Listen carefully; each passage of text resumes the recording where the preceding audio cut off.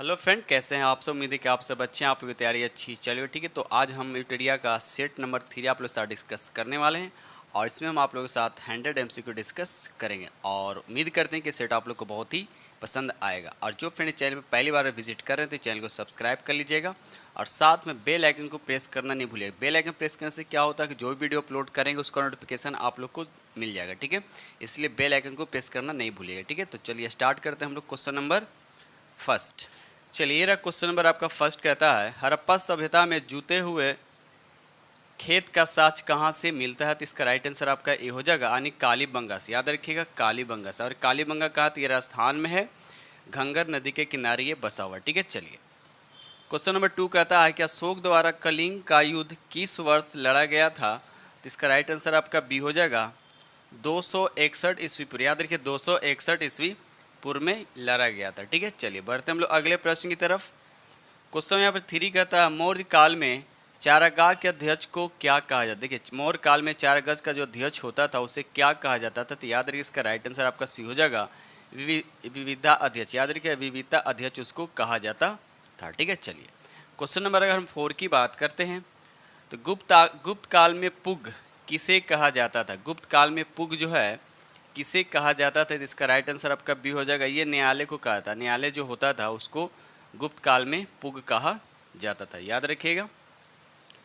चलिए रहा अगला प्रश्न। क्वेश्चन नंबर यहाँ पर 5 कहता है निम्नलिखित में से कौन सी रचना हर्षवर्धन से संबंधित नहीं है। इसमें से बताना है कौन सी रचना जो है हर्षवर्धन से संबंधित नहीं है। तो इसका राइट आंसर आपका डी हो जाएगा काव्य दर्शन। काव्य दर्शन जो है हर्षवर्धन से संबंधित नहीं है। काव्य दर्शन का रचनाकार कौन है, अलंकार शास्त्राचार्य जो है। याद रखिएगा अलंकार शास्त्राचार्य जो है काव्य दर्शन के रचनाकार हैं, याद रखिएगा। बाकी नागानंद, प्रियदर्शिका, रत्नावली सब जो है हर्षवर्धन के रचनाकार है ठीक है। चलिए आगे बढ़ते हम लोग अगले प्रश्न की तरफ। क्वेश्चन नंबर यहाँ पर 6 कहता है मंदसौर अभिलेख का संबंध किस शासक से। मंदसौर अभिलेख जो है इसका संबंध जो है किस शासक से। तो याद रखिए इसका राइट आंसर आपका सी हो जाएगा यशोवर्मन से। याद रखिएगा यशोवर्धन से संबंधित है ठीक है। आगे बढ़ते हम लोग अगले प्रश्न की तरफ। क्वेश्चन नंबर यहाँ पर 7 कहता है मोहम्मद गोरी को भारत में पहली बार किसने पराजित किया था। इसका राइट आंसर आपका बी हो जाएगा भीम द्वितीय ने मोहम्मद गोरी को पहली बार पराजित किया था। और ये कब किया था। तो याद रखिएगा 1178 ईस्वी में। याद रखिए 1178 ईस्वी में। अब क्वेश्चन यहाँ पर एक और बनता है कि मोहम्मद गोरी ने प्रथम आक्रमण जो है मुल्तान पर कब किया था। तो याद रखिए 1175 ईस्वी में, याद रखिएगा। चलिए बढ़ते हम लोग अगले प्रश्न की तरफ। ये रहा क्वेश्चन नंबर आपका 8 कहता है दिल्ली सल्तनत में विद्रोहियों के प्रति दुर्लभ नीति किस शासक ने अपनाई थी। इसका राइट आंसर आपका डी हो जाएगा जलाउद्दीन फिरोज खिलजी। याद रखिए जो खिलजी वंश के क्या संस्थापक था ठीक है। याद रखिए जलाउद्दीन फिरोज खिलजी ने ठीक है। चलिए बढ़ते हम लोग अगले प्रश्न की तरफ। ये रहा क्वेश्चन आपका 9 कहता है दिल्ली सल्तनत के किस सुल्तान ने सैनिकों को नगद वेतन देने की प्रथा का प्रारंभ किया। बहुत बार एग्जाम में पूछा गया और बहुत अच्छी क्वेश्चन है, याद रखिएगा इसको। तो इसका राइट आंसर आपका सी हो जाएगा अलाउद्दीन खिलजी। ये भी खिलजी वंश से संबंधित है, यानी खिलजी वंश से भी संबंधित है। साथ साथ ये भी याद रखिए खिलजी वंश जो है दिल्ली सल्तनत पर शासन करने वाला सबसे कम समय शासन कौन किया था। तो खिलजी वंश। और सबसे ज़्यादा कौन किया था, तुगलक वंश, याद रखिएगा। चलिए आगे बढ़ते हम लोग अगले प्रश्न की तरफ। क्वेश्चन नंबर यहाँ पे 10 कहता है द्वैतवाद मत का प्रतिपादक कौन थे। तो इसका राइट आंसर आपका ये हो जाएगा शंकराचार्य। याद रखिएगा शंकराचार्य जो हैं अद्वैतवाद के प्रतिपादक हैं ठीक है, याद रखिएगा। क्वेश्चन नंबर 11 की तरफ आते हैं। ये रहा क्वेश्चन नंबर आपका 11। क्वेश्चन नंबर यहाँ पे 11 कहता है निम्नलिखित में से किस मुगल बादशाह ने न्याय की प्रसिद्ध जंजीर लगवाई थी। बहुत अच्छा क्वेश्चन है, तो याद रखिए इसका राइट आंसर आपका ये हो जाएगा यानी जहांगीर ने। याद रखिए जहांगीर ने लगवाई थी। और कहाँ पर लगाई थी, यमुना के किनारे खड़े पत्थर को खंभों के बीच न्याय का प्रसिद्ध जंजीर लगवाई थी ठीक है। चलिए ये रहा अगला प्रश्न। क्वेश्चन नंबर यहाँ पे 12 कहता है निम्नलिखित में से किसने दारा सिकोह को लघु अकबर कहा था।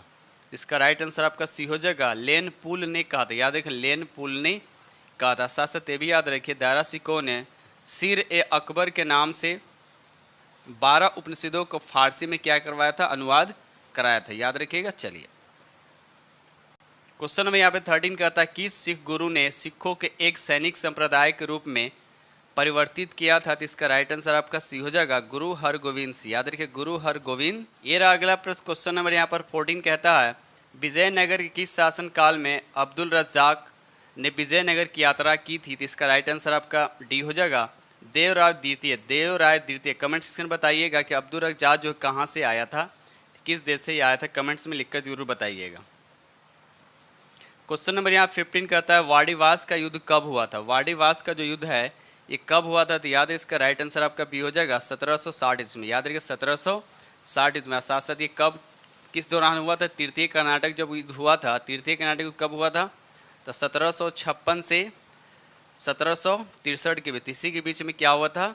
वाडीवास का युद्ध हुआ था। किसके बीच हुआ था? तो अंग्रेज और फ्रांसीसी के बीच हुआ था, जिसमें अंग्रेज क्या रहा? विजयी रहा था। ठीक है, चलिए क्वेश्चन नंबर यहाँ पर 16 कहता है अहमद शाह अब्दाली के भारत पर आक्रमण के समय मुगल बादशाह कौन था? तो इसका राइट आंसर आपका सी हो जाएगा मोहम्मद शाह। याद रखिएगा मोहम्मद शाह बादशाह था। ठीक है, क्वेश्चन नंबर यहाँ पर 17 कहता है प्लासी का युद्ध कब हुआ था? तो 1757। तो बहुत बार क्वेश्चन रिपीट हो चुका है, डेट याद रखिएगा 23 जून 1757 ईस्वी के बीच। और किस नदी के तट पर प्लासी का युद्ध हुआ था? तो भागीरथी नदी के तट पर स्थित प्लासी के मैदान में सिराजुद्दौला और रॉबर्ट क्लाइव के बीच हुआ था, जिसमें अंग्रेज क्या रहा था? विजय रहा था। ठीक है, आगे बढ़ते हम लोग अगले प्रश्न की तरफ। क्वेश्चन नंबर यहाँ पे 18 कहता है फैजाबाद में 1857 के विद्रोह का नेतृत्व किसने किया था? तो इसका राइट आंसर आपका बी हो जाएगा अहमद उल्ला। याद रखिएगा अहमद उल्ला ने नेतृत्व किया था। क्वेश्चन नंबर यहाँ पर 19 कहता है किस इतिहासकार ने बंगाल के 1765 ईस्वी से लेकर 1772 ईस्वी के मध्य कालखंड को डाकू राज की संज्ञा दी थी? तो इसका राइट आंसर आपका सी हो जाएगा के एम पनिक्कर ने दिया था। याद रखिए के एम पनिक्कर ने दिया था। ठीक है, चलिए ये रहा अगला प्रश्न, क्वेश्चन नंबर यहाँ पे 20 कहता है इकोनॉमिक हिस्ट्री ऑफ इंडिया नामक पुस्तक किसने लिखी थी? इसका राइट आंसर आपको बताना है, तो बी हो जाएगा रमेश चंद्र दत्त। याद रखिएगा रमेश चंद्र दत्त। ठीक है, चलिए आगे बढ़ते हम लोग अगले प्रश्न की तरफ। ये रहा क्वेश्चन नंबर आपका 21 कहता है किस अधिनियम के माध्यम से भारतीयों की शिक्षा पर 1 लाख रुपये खर्च करने का प्रावधान किया गया था? कौन सा अधिनियम था? तो याद है इसका राइट आंसर आपका बी हो जाएगा यानी 1813 अधिनियम के तहत। ठीक है, चलिए ये रहा अगला प्रश्न, क्वेश्चन नंबर यहाँ पे 22 कहता है आत्मीय सभा का गठन किसके द्वारा किया गया था? तो इसका राइट आंसर आपका सी हो जाएगा राजा राम मोहन के द्वारा ये किया गया था। आत्मीय सभा की स्थापना कब हुआ था? तो 1814 ईस्वी में। के साथ साथ ये भी याद रखिएगा वेदांत सोसाइटी की स्थापना 1816 में हुआ था और कलकत्ता यूनिटेरी कमेटी का स्थापना 1823 सब ये राजा राम मोहन के द्वारा किया गया था। उसके बाद एक और आता है ब्रह्मा समाज, इसकी स्थापना हुआ था 1828 ईस्वी में। तो ये सब फैक्ट आप याद रखिएगा। चलिए क्वेश्चन नंबर यहाँ पे 23 कहता है अलीगढ़ आंदोलन के संस्थापक कौन था? तो इसका राइट आंसर आपका सी हो जाएगा सर सैयद अहमद खान। याद रखिए सर सैयद अहमद खान। ठीक है, चलिए क्वेश्चन नंबर 24 कहता है पागलपंथी विद्रोह किसके नेतृत्व में हुआ था? तो यहाँ पर राइट आंसर आपका ये होना चाहिए यानी कर्म शाह होना, लेकिन ऑप्शन यहाँ पर दे रखा है। कमेंट्स में बताइएगा इसका आंसर क्या होगा, ई होगा या ए होगा? ठीक है, कमेंट्स में लिखकर जरूर बताइएगा। ठीक है, चलिए आगे बढ़ते हम लोग अगले प्रश्न की तरफ। क्वेश्चन में 25 कहता है सन 1881 ईस्वी का प्रथम कारखाना अधिनियम किस वायसराय के काल में पारित हुआ? तो इसका राइट आंसर आपका ई हो जाएगा उपयुक्त में से कौन? याद रखिए उपयुक्त में से कौन? तो किसके क्वेश्चन 25 कहता है सन 1881 ईस्वी का प्रथम कारखाना अधिनियम किस वायसराय के काल में पारित हुआ? तो राइट आंसर आपका ई हो जाए उपयुक्त में से कोई नहीं। तो इसका आंसर क्या हो जाएगा लॉर्ड रिपन के समय प्रथम कारखाना अधिनियम 1881 में क्या हुआ था? पारित हुआ था। याद रखिएगा। चलिए बढ़ते हम लोग अगले प्रश्न की तरफ। क्वेश्चन नंबर 26 कहता है गांधी जी ने दक्षिण अफ्रीका प्रवास के दौरान किस रचना का प्रकाशन किया था? तो इसका राइट आंसर आपका सी हो जाएगा इंडियन ओपिनियन। याद रखिए इंडियन ओपिनियन। कमेंट सेक्शन से बताइएगा कि गांधी जी दक्षिण अफ्रीका कब गए थे? पहली बार गांधी जी ने दक्षिण अफ्रीका कब गए थे? ठीक है, चलिए बढ़ते हम लोग अगले प्रश्न की तरफ। क्वेश्चन नंबर 27 कहता है किस गवर्नर जनरल द्वारा सर्वप्रथम प्रेस पर सेंसरशिप लागू किया गया था? इसका राइट आंसर आपका बी हो जाएगा लॉर्ड वेलेंजली के समय। याद रखिए लॉर्ड वेलेंजली के समय सर्वप्रथम प्रेस पर सेंसरशिप लागू किया गया था। दोस्तों वीडियो अच्छा लग रहा हो तो प्लीज़ लाइक जरूर कीजिएगा और जो फ्रेंड चैनल पर पहली बार विजिट करें तो चैनल को सब्सक्राइब कर लीजिएगा और साथ में बेल आइकन को प्रेस करना नहीं भूलिएगा, क्योंकि जो भी वीडियो अपलोड करेंगे उसका नोटिफिकेशन आप तक सबसे पहले पहुंचेगा, इसीलिए बेल आइकन को प्रेस करना ज़रूरी है। ठीक है, चलिए ये रहा अगला प्रश्न। क्वेश्चन नंबर यहाँ पर 28 कहता है मुजफ्फरपुर में किंग्सफोर्ड की हत्या का प्रयास कब किया गया था? तो इसका राइट आंसर आपका सी हो जाएगा 1908 में। याद रखिए 1908 में। किसने किया था? तो खुदीराम बोस और प्रफुल्ल चौकी ने किंग्सफोर्ड पर बम तो फेंका था, लेकिन वो बच गया था। ठीक है, चलिए आगे बढ़ते हम लोग अगले प्रश्न की तरफ। क्वेश्चन नंबर 29 कहता है निम्नलिखित में से किसने दिल्ली में स्वदेशी आंदोलन का नेतृत्व किया था? याद है इसका राइट आंसर आपका सी हो जाएगा सैयद हैदर रजा। याद रखिए सैयद हैदर रजा। बढ़ते हम लोग अगले प्रश्न की तरफ। क्वेश्चन यहाँ 30 कहता है किस उदारवादी नेता को द ग्रैंड ओल्ड मैन के नाम से जाना जाता है? इसका राइट आंसर आपका डी हो जाएगा दादा भाई नौरोजी को जाना। याद है कि दादा भाई नौरोजी को जाना जाता है। ठीक है, चलिए ये रहा क्वेश्चन नंबर आपका 31 कहता है निम्नलिखित में कौन सी घटना सबसे बाद में घटी है ना? तो देखा जाए यहाँ पर तो सबसे पहले हम लिख रहे हैं असहयोग आंदोलन कब हुआ था? तो ये 1920 में स्टार्ट हुआ था। उसके बाद स्वराज पार्टी की बात गठन की बात थी 1923 में हुआ था। खेरा सत्याग्रह की बात करते हैं 1918 में हुआ था। उसके बाद चंपारण का तो 1917 में हुआ था। तो अब देखा जाए कि सबसे पहले कौन हुआ था इसके अकॉर्डिंग, तो चंपारण सत्याग्रह। लेकिन पूछ क्या रहा है आपसे कि सबसे बाद में कौन हुआ था? तो यहाँ पर आपका राइट आंसर यानी बी हो जाए। याद रखिए यानी स्वराज पार्टी के गठन जो है इस क्वेश्चन के अकॉर्डिंग आंसर होगा। चलिए बढ़ते हम लोग अगले प्रश्न की तरफ। क्वेश्चन नंबर 32 कहता है जलियांवाला बाग हत्याकांड के विरोध में निम्न में से किसने अपनी सर की उपाधि त्याग दी थी? इसका राइट आंसर आपका डी हो जाएगा रविंद्रनाथ टैगोर ने त्याग दी थी। ठीक है, चलिए बढ़ते हम लोग अगले प्रश्न की तरफ। क्वेश्चन यहाँ 33 कहता महात्मा गांधी द्वारा चलाया गया प्रथम जन आंदोलन कौन था? तो जन आंदोलन पूछेगा तो आपका असहयोग आंदोलन होगा। याद रखिए असहयोग आंदोलन।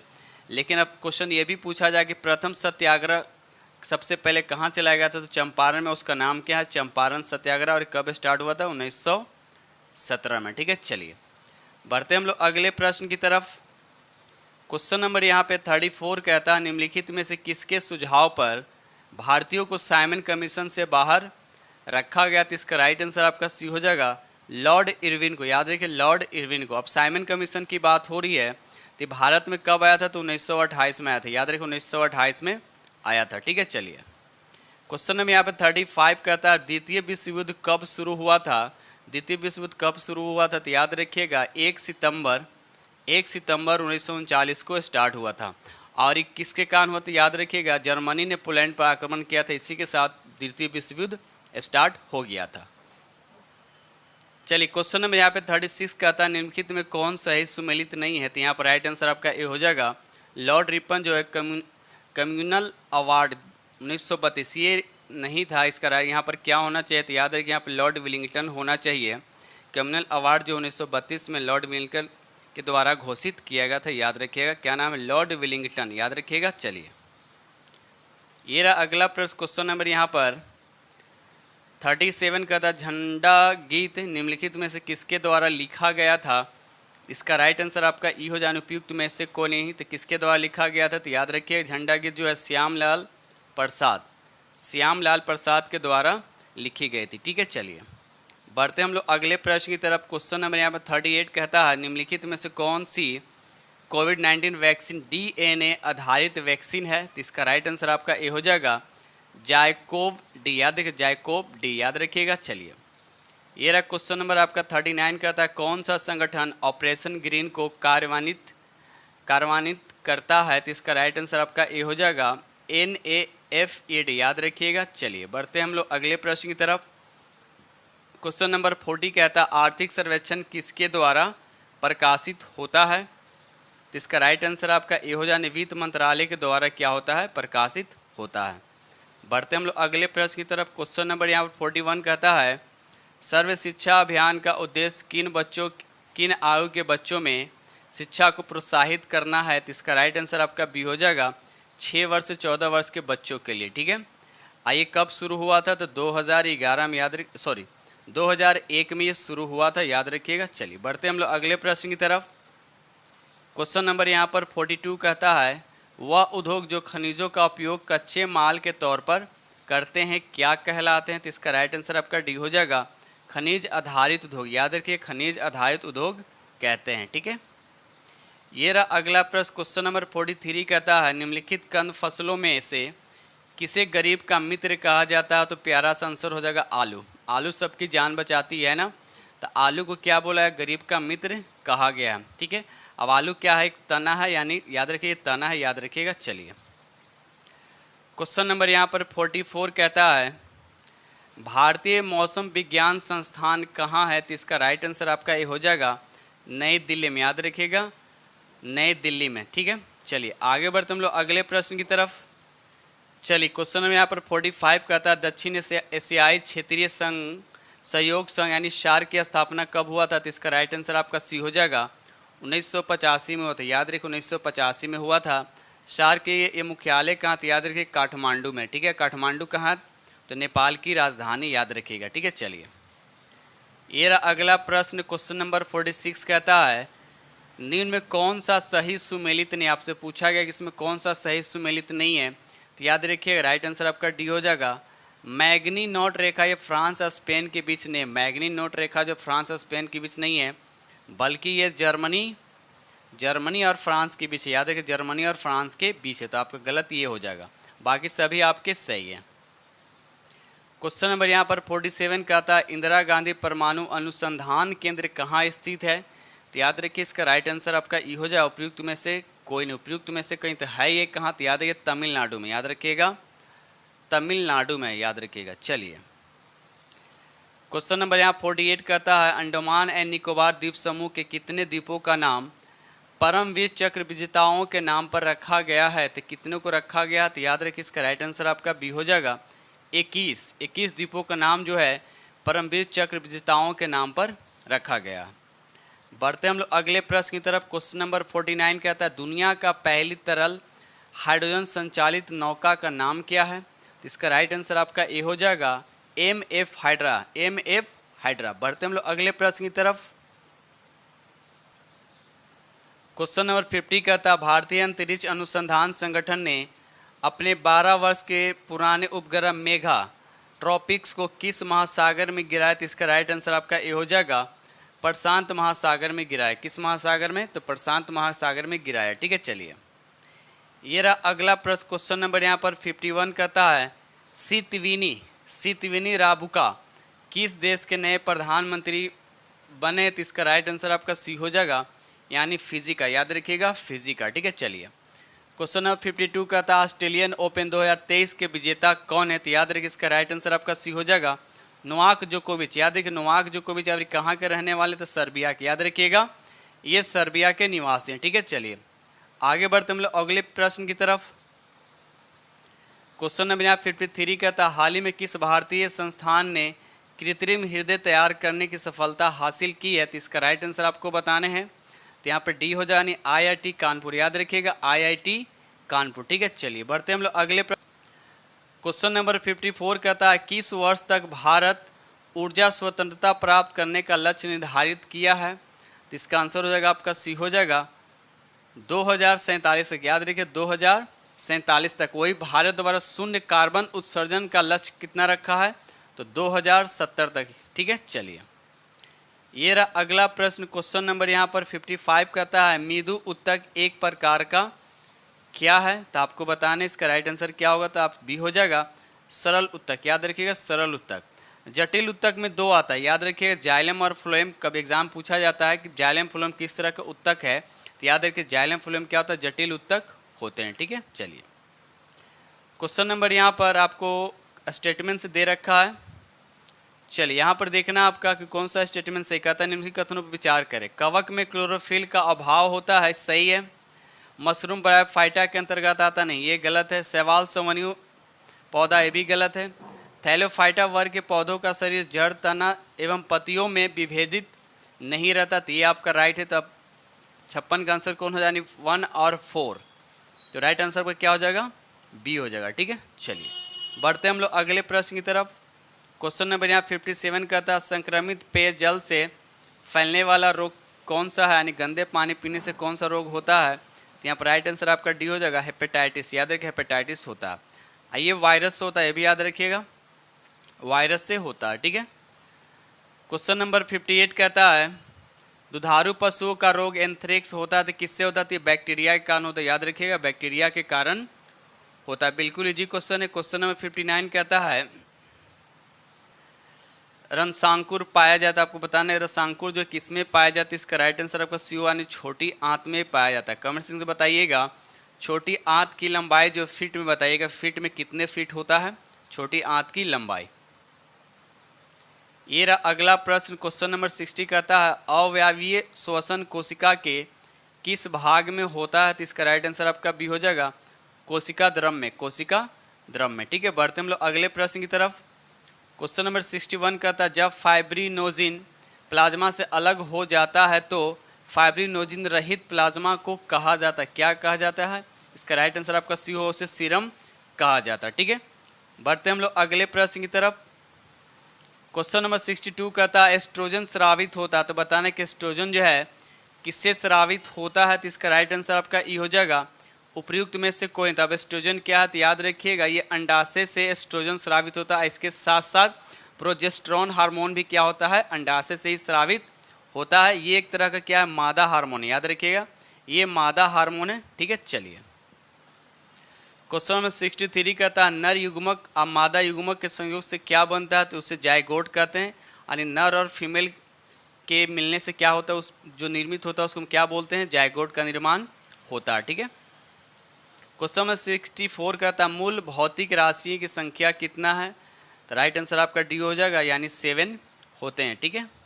बढ़ते हम लोग अगले प्रश्न की तरफ। क्वेश्चन नंबर 65 कहता है निम्नलिखित में कौन सा कथन आपका असत्य है? तो इसका राइट आंसर आपका ई हो जाएगा उपयुक्त में से एक से अधिक, उपयुक्त में से एक से अधिक दूरी में केवल परिमाण होता है, सही है।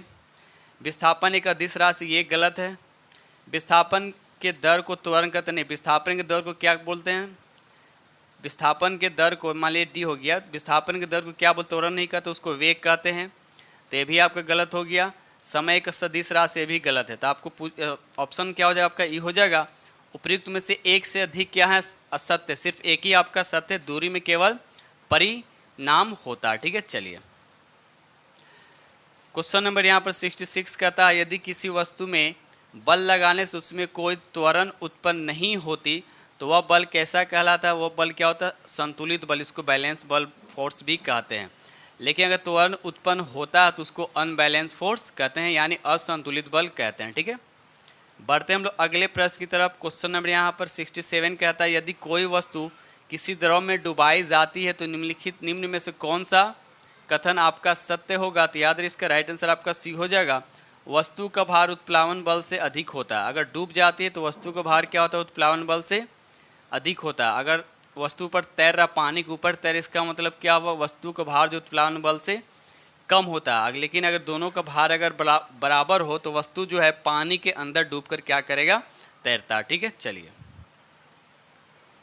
क्वेश्चन नंबर यहाँ पर 68 कहता है पूर्ण आंतरिक परावर्तन की घटना तब संभव होती है जब पर, देखिए बहुत प्यारा क्वेश्चन दे रखा है, टोटल इंटरनल रिफ्लेक्शन की बात किया जा रहा है। ये कब होता है? याद रखिए जब सघन से विरल में, जब प्रकाश की किरण जो सघन से विरल में जाती है तो राइट आंसर आपका क्या हो जाएगा? सघन से विरल माध्यम, याद रखिएगा सघन से विरल माध्यम जाता है तब पूर्ण आंतरिक परावर्तन की घटना संभव होता है, ठीक है। चलिए क्वेश्चन नंबर 69 कहता है श्वेत प्रकाश जब एक प्रिज्म से होकर गुजरती है तो आपको बताने रंग सबसे कम विचलित होता है। जाहिर सी बात जिसका वेवलेंथ मतलब सबसे ज़्यादा होता है वो डेविएट सबसे कम होगा। तो राइट आंसर आपका क्या हो जाएगा? ए हो जाएगा। लाल रंग का डेविएशन मतलब विचलन जो सबसे कम होता है। तो सबसे ज़्यादा किसका होता है? तो याद रखिएगा बैगनी का विचलन सबसे ज़्यादा होता है और इसीलिए इसका वेवलेंथ क्या होता है? कम होता है, ठीक है। क्वेश्चन नंबर यहाँ पे 70 कहता है चालक की लंबाई बढ़ाने पर प्रतिरोध का क्या प्रभाव पड़ता है? तो याद रखिए चालक की जब लंबाई बढ़ता है तो उसका प्रतिरोध भी क्या होता है? बढ़ जाता है। यानी कहने का मतलब ये हुआ कि लेंथ जो होता है उसके रेजिस्टेंस के डायरेक्टली प्रोपोर्शनल होता है, ठीक है। यानी अगर ये लेंथ बढ़ेगा तो रेजिस्टेंस भी क्या होगा? आपका बढ़ जाएगा।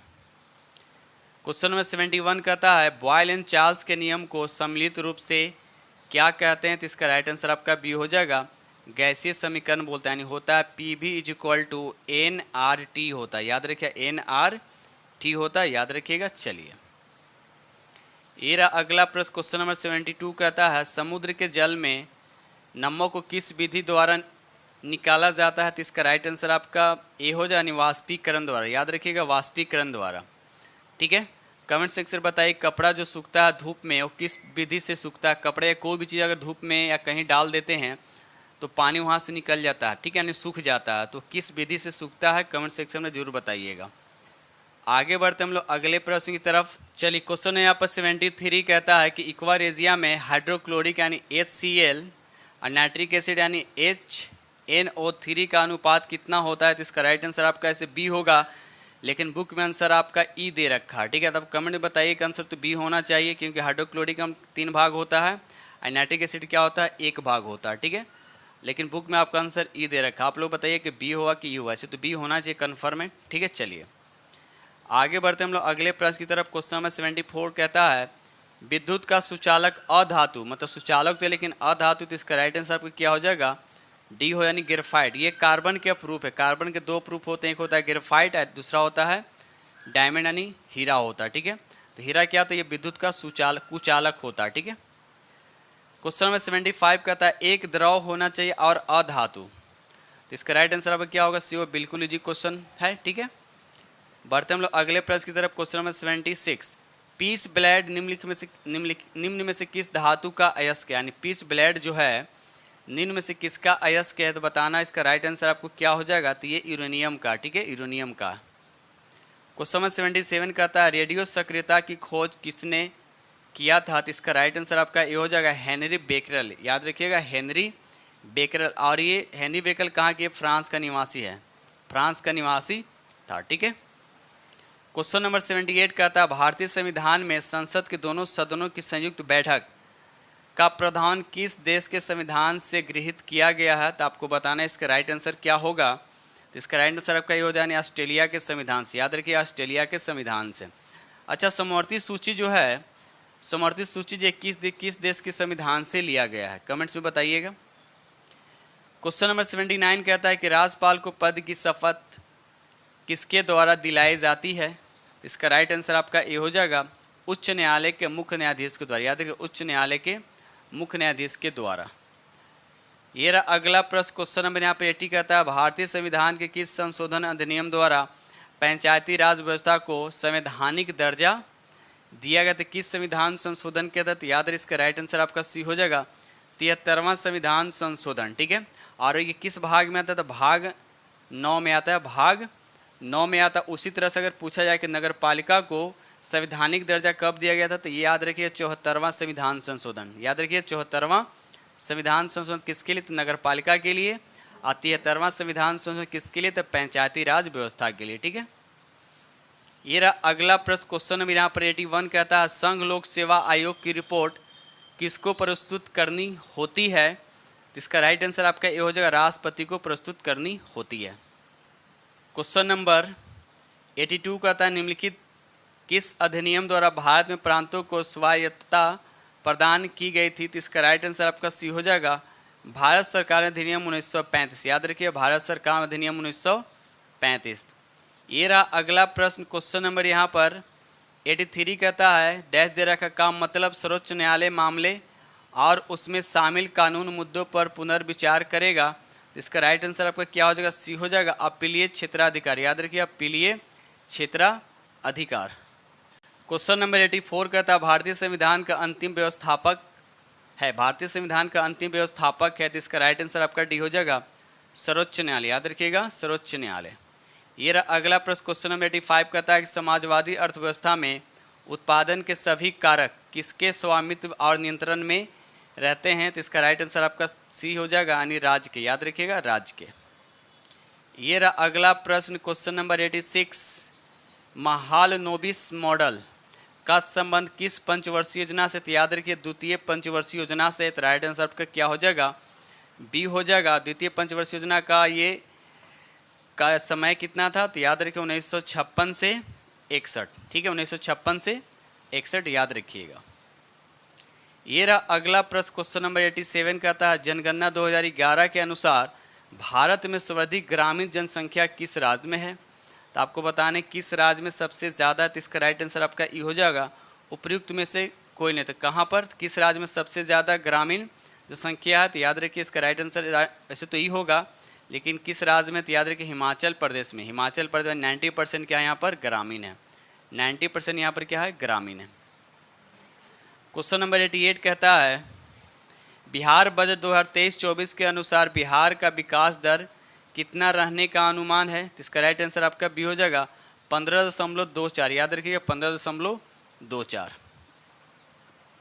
ये रहा अगला प्रश्न, क्वेश्चन नंबर 89 कहता है कि प्रति हेक्टेयर उत्पादन की दृष्टि से सबसे अधिक चावल उत्पादन किस राज्य में होता है। तो इसका राइट आंसर आपका सी होगा पंजाब। देखिए प्रति हेक्टेयर पूछा, लेकिन सीधा ऐसे पूछेगा भारत में सबसे अधिक चावल उत्पादन करने वाला राज्य कौन है, तो वेस्ट बंगाल बताना यानी पश्चिम बंगाल। लेकिन प्रति हेक्टेयर उत्पादन की दृष्टि से पूछेगा तो आपका राइट आंसर क्या हो जाएगा, पंजाब हो जाएगा। ठीक है, चलिए क्वेश्चन नंबर यहाँ पर 90 कहता है आपको सूची 1 को सूची 2 से मिलान करने हैं। चलिए थोड़ा सा ऊपर कर दूँ यहाँ पर। चलिए तो यहाँ पर देखिए पहले दे रखा जिम कार्बेट, मतलब ये कहाँ है, तो ये का हो जाएगा 3। उसके बाद बांधवगढ़ कहाँ पर है, तो बांधवगढ़ ये आपका मध्य प्रदेश हो, यानी बी का हो जाएगा आपका 4, यानी 3-4 ऑप्शन सी आपके मिल रहे हैं। बाकी मिला लीजिए यहाँ पर। सी का हो जाएगा आपका 2, सी का हो जाएगा 2, यानी दम्फा का मिजोरम में है और रनंतभौर का ये आपका राजस्थान में। ठीक है, चलिए क्वेश्चन में यहाँ पर 91 कहता है भारत में सर्वाधिक वर्षा निम्न में से किन या किन क्षेत्रों में होती है। तो इसका राइट आंसर आपका ये हो जाएगा पश्चिमी घाट, हिमालय क्षेत्र और मेघालय में सबसे ज़्यादा वर्षा होती है। किस मानसून से, तो दक्षिण पश्चिम मानसून से सबसे ज़्यादा होती है। करीब के 250 सेंटीमीटर यहाँ पर वर्षा होती है। ठीक है, क्वेश्चन नंबर यहाँ पे 92 कहता है रिंग ऑफ फायर से अभिप्राय, इसका मतलब क्या होता है। तो इसका राइट आंसर आपका सी हो जाएगा प्रशांत महासागर में भूकंप एवं ज्वालामुखी से प्रभावित क्षेत्र। याद रखिएगा इसका राइट आंसर आपका सी हो जाएगा। तो से होकर भूमध्य रेखा जो है कितने देशों से होकर गुजरती है, तो इसका राइट आंसर आपका डी हो जाएगा, यानी 13 देशों से होकर गुजरती है। भूमध्य रेखा ये क्या होता है, ये जो पृथ्वी को 2 भागों में बांटता है, उत्तरी गोलार्ध और दक्षिणी गोलार्ध में क्या करता है, बांट देता है। भूमध्य रेखा का अक्षांश कितना होता है, जो 0 डिग्री। याद रखिएगा, तो ये तो रहा भूमध्य रेखा से 13 देश क्या होते हैं, पास करते हैं। ठीक है, यानी 13 देशों से क्या होता है, भूमध्य रेखा पास करता है। और कितने महाद्वीप से पास करता है, तो 3 महाद्वीप, ये भी याद रखिएगा। कौन कौन सा, अफ्रीका, एशिया और दक्षिण अमेरिका। और अगर सागर महासागर की बात करें तो 3 महासागर भी इससे 3 महासागर से भी भूमध्य रेखा क्या होता है, पास करता है। अटलांटिक महासागर, प्रशांत महासागर और हिंद महासागर। तो ये सब फैक्ट जो आपको याद होने चाहिए। बढ़ते हम लोग अगले प्रश्न की तरफ। चलिए क्वेश्चन यहाँ पर 94 कहता है निम्नलिखित जलधाराओं में कौन सी ठंडी जलधारा, तो देखिए यहाँ पर राइट आंसर आपका ये हो जाएगा उपयुक्त में से सभी, यानी एक से अधिक। तो फॉकलैंड जलधारा, लेब्राडोर जलधारा, कैलिफोर्निया जलधारा, बेगुएनिया जलधारा, सब क्या आपके ठंडे जलधारा का उदाहरण है। ठीक है, चलिए बढ़ते हम लोग अगले प्रश्न की तरफ। क्वेश्चन नंबर यहाँ पर 95 कहता है निम्न में कौन सा देश कैस्पियन सागर से सीमा नहीं बनाता। इसका राइट आंसर आपका सी हो जाएगा, इराक जो है कैस्पियन सागर से सीमा नहीं बनाता। याद रखिएगा। और साथ साथ ये भी याद है कैस्पियन सागर से 5 देश जो इसे सीमा बनाते हैं, तो कौन कौन से याद रखिए, रूस हो गया, अजरबैजान हो गया, कजाकिस्तान हो गया, तुर्कमेनिस्तान हो गया और ईरान हो गया। तो ये 5 जो है कैस्पियन सागर से सीमा बनाते हैं, लेकिन इराक जो है कैस्पियन सागर से सीमा नहीं बनाता है। ठीक है, चलिए क्वेश्चन नंबर 96 का था निम्न में से किस जिला की सीमा रेखा की लंबाई पश्चिम बंगाल में सबसे कम स्पर्श करती थी। इसका राइट आंसर आपका सी हो जाएगा, यानी पूर्णिया जो है सबसे कम स्पर्श करती है। ठीक है, अच्छा कमेंट्स में बताइएगा कि पश्चिम बंगाल से बिहार के कितने जिले स्पर्श करते हैं। ठीक है, बताइएगा। क्वेश्चन नंबर यहाँ पे 97 कहता है निम्नलिखित में से किस राज्य में सर्वाधिक पायराइट पाया जाता है। तो इसका राइट आंसर आपका बी ए हो जाएगा, यानी बिहार में सबसे ज़्यादा पाया जाता है। और बिहार में सबसे ज़्यादा कहाँ पाया जाता है, तो कैमूर में। याद रखिएगा, कैमूर और रोहतास में पाया जाता है। कैमूर और रोहतास में सबसे ज़्यादा पायराइट पाया जाता है। क्वेश्चन नंबर 98 कहता है 2011 की जनगणना के अनुसार बिहार में सर्वाधिक लिंगानुपात किस जिला में, सबसे ज़्यादा लिंगानुपात पूछा गया है किस जिला में। तो इसका राइट आंसर आपका सी हो, यानी गोपालगंज में। कितना है, तो याद रखिएगा 1021। याद रखिए 1021। अगर पूछेगा कि सबसे कम लिंगानुपात वाला जिला कौन है, तो मुंगेर। याद रखिएगा मुंगेरवा कितना है तो 876, याद रखिएगा 876। चलिए क्वेश्चन नंबर यहाँ पे 99 कहता है भारत का सबसे लंबी राष्ट्रीय जल मार्ग कौन है, तो राइट आंसर आपका ए हो जाएगा राष्ट्रीय जल मार्ग 1। और कहाँ से कहाँ तक है, तो ये इलाहाबाद से हल्दिया, याद रखिएगा इलाहाबाद से हल्दिया। अगर इसकी कुल लंबाई की बात करें तो 1620 किलोमीटर, याद रखिए 1620 किलोमीटर। ठीक है, बढ़ते हैं हम लोग अगले प्रश्न की तरफ।